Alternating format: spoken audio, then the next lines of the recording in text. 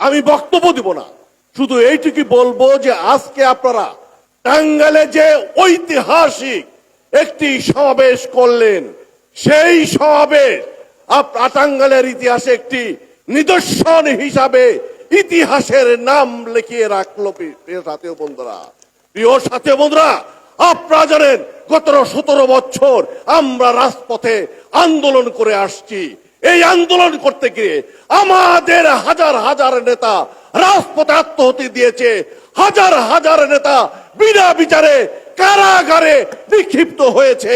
প্রিয় সাথী বন্ধুরা, এখন আমাদের গত 5ই আগস্ট সে সরকারের ইতিহাসের দোদণ্ড প্রতাপশালী দুঃশাসক শেখ হাসিনা সরকারের ছাত্র জনতার গণঅভ্যুত্থানের মাধ্যমে পতন হয়েছে।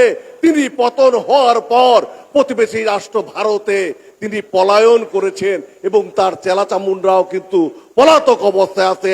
আমি আপনাদেরকে শুধু একটি কথাই বলবো, তাদের ষড়যন্ত্র কিন্তু এখনো থেমে থাকেনি।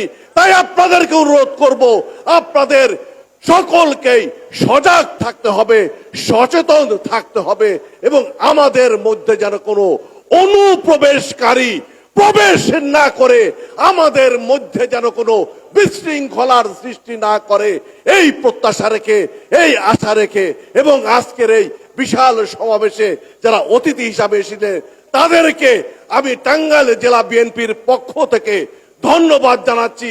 এবং যেসব ভাই বোনেরা বিভিন্ন প্রত্যন্ত অঞ্চল থেকে এখানে আজকের এই সমাবেশে এসেছিলেন তাদেরকে টাঙ্গাইল জেলা বিএনপির পক্ষ থেকে আমি ধন্যবাদ অভিনন্দন জানিয়ে আমি আমার বক্তব্য শেষ করছি। খোদা হাফেজ।